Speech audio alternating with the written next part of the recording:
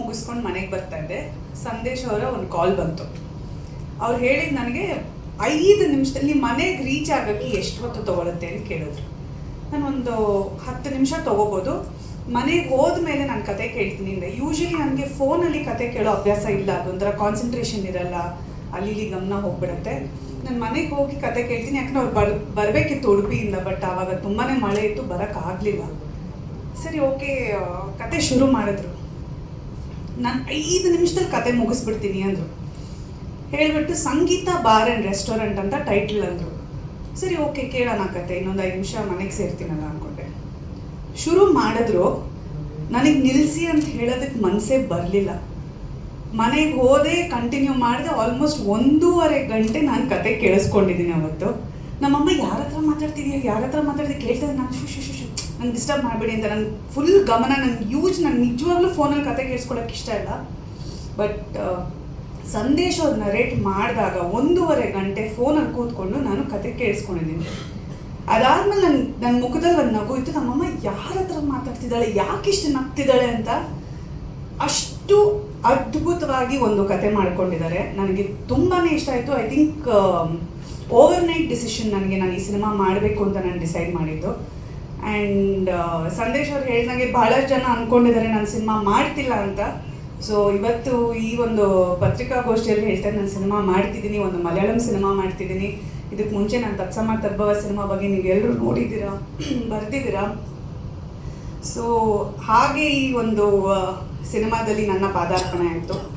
And ನನಗೆ ಕುತೂಹಲ ಇದ್ದಿದ್ದು ಏನಂದರೆ, ಸಂಗೀತ ಬಾರ್ ಆ್ಯಂಡ್ ರೆಸ್ಟೋರೆಂಟ್ಗೂ 19ನೇ ಶತಮಾನದ ನನ್ನ ಪಾತ್ರಕ್ಕೂ ಏನು ಸಂಬಂಧ ಇರಬಹುದು ಅನ್ನೋದು. ಆ ಸಂಬಂಧ ಅದು ಏನು ಅಂತ ನೀವು ಅಫ್ಕೋರ್ಸ್ ಸಿನಿಮಾ ನೋಡಿದಾಗ ನಿಮಗೆ ಗೊತ್ತಾಗುತ್ತೆ.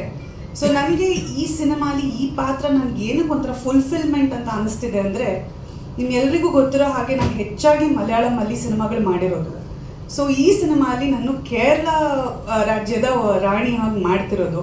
ಎಲ್ಲೋ ಒಂದು ಕಡೆ ಕೊನೆಗೂ ಕರ್ನಾಟಕ ಕೇರಳ ಒಂದು ಮಿಲನ ಆಗಿದೆ ಅಂತ ನನಗೆ ಆ್ಯಸ್ ಅನ್ ಆ್ಯಕ್ಟರ್, ಅಂದರೆ ಕನ್ನಡತಿಯಾಗಿ ಮಲಯಾಳಮಲ್ಲಿ ಸಿನಿಮಾಗಳು ಮಾಡಿ ಇವತ್ತು ಈ ಸಿನಿಮಾಲಿ ಒಂದು ಕೇರಳದ ರಾಣಿಯಾಗಿ ಒಂದು ಕನ್ನಡ ಸಿನಿಮಾ ಮಾಡ್ತಿರೋದು ನನಗೆ ಅದೇನೋ ಐ ಥಿಂಕ್ ಆ ಒಂದು ಮಿಲನ ಬಹಳ ಬ್ಯೂಟಿಫುಲ್ ಆಗಿತ್ತು ಅನಿಸುತ್ತೆ. ಆ್ಯಂಡ್ ಇನ್ನೊಂದೇನೆಂದರೆ, ಅಫ್ಕೋರ್ಸ್ ಕೋಮಲ್ ಸರ್ ಅವ್ರ ಜೊತೆ ಸಿನಿಮಾ ಮಾಡ್ತಿರೋದು. ನಾನು ಮೊನ್ನೆ ಅಪ್ಪ ಜಗ್ಗೇಶ್ ಅಂಕಲ್ ಹತ್ರ ಮಾತಾಡ್ತಿರ್ಬೇಕಾದ್ರೆ ಫುಲ್ ಎಕ್ಸೈಟ್ಮೆಂಟಲ್ಲಿ, ಅಪ್ಪ ಪ್ಲೀಸ್ ಫೋನ್ ಕೊಡು, ನಾನು ಜಗ್ಗೇಶ್ ಅಂಕಲ್ಗೆ ಹೇಳಬೇಕು ನಾನು ಕೋಮಲ್ ಸರ್ ಜೊತೆ ಸಿನಿಮಾ ಮಾಡ್ತಿದ್ದೀನಿ ಅಂತ. ಅವತ್ತು ಕೋಮಲ್ ಸರ್ ಅಲ್ಲೇ ಇದ್ದರು. ಸೊ ಅವ್ರ ಹತ್ರ ಮಾತಾಡಿದ್ದು ಭಾಳ ಖುಷಿ ಆಯಿತು. ಅಂದರೆ ಯಾವತ್ತೂ ಅಂದ್ಕೊಂಡಿರಲ್ಲ, ಲೈಕ್ ಓಕೆ ಅವ್ರ ಜೊತೆ ಒಂದು ಸಿನಿಮಾ ಮಾಡಿದಾಗ ಯಾವ ರೀತಿ ಪಾತ್ರ ನಾನು ಮಾಡ್ಬೋದು ಅನ್ನೋದು. ಕೆಲವುದು ಐ ಥಿಂಕ್ ಬರ್ದಿರತ್ತೆ ಅನ್ಸುತ್ತೆ, ಕೋಮಲ್ ಸರ್ ಜೊತೆ ನಾನು ಇಂಥ ಸಿನಿಮಾಲಿ ಇಂಥ ರೀತಿಯಾದ ಒಂದು ಪಾತ್ರನೇ ಮಾಡಬೇಕಿತ್ತು ಅನ್ನೋದು. So I am very happy. Of course Sandesh ಅವ್ರ ಬಗ್ಗೆ ಹೇಳಬೇಕು, ಭಾಳ ಭಾಳ ಸಿನ್ಸಿಯರ್ ನಿರ್ದೇಶಕ ಅಂತ ಅವ್ರ ಕತೆ ನರೇಟ್ ಮಾಡಿದ್ದ ರೀತಿಯಲ್ಲೇ ನನಗೆ ಗೊತ್ತಾಗುತ್ತೆ. ಆ್ಯಂಡ್ ಐ ಥಿಂಕ್ ನನಗೆ ಒಂದು ನಟಿಯಾಗಿ ಅವರ ನಿರ್ದೇಶನದಲ್ಲಿ ಆ್ಯಕ್ಟ್ ಮಾಡೋದಕ್ಕೆ ಅವ್ರು ಕೊಟ್ಟಿರುವಂಥ ಒಂದು ಆಪರ್ಚುನಿಟಿಗೆ thank you very much Sandesh ಅವರೇ. I am looking forward to it. ಯಾಕಂದರೆ ನೀವು ಹೊಸಬ್ರಾಗಿರ್ಬೋದು ಅಥವಾ ನಾವೊಂದು 10 ಸಿನಿಮಾ ಜಾಸ್ತಿನೇ ಮಾಡಿರ್ಬೋದು, ಅದು ಯಾವತ್ತೂ ಮ್ಯಾಟರ್ ಆಗಲ್ಲ.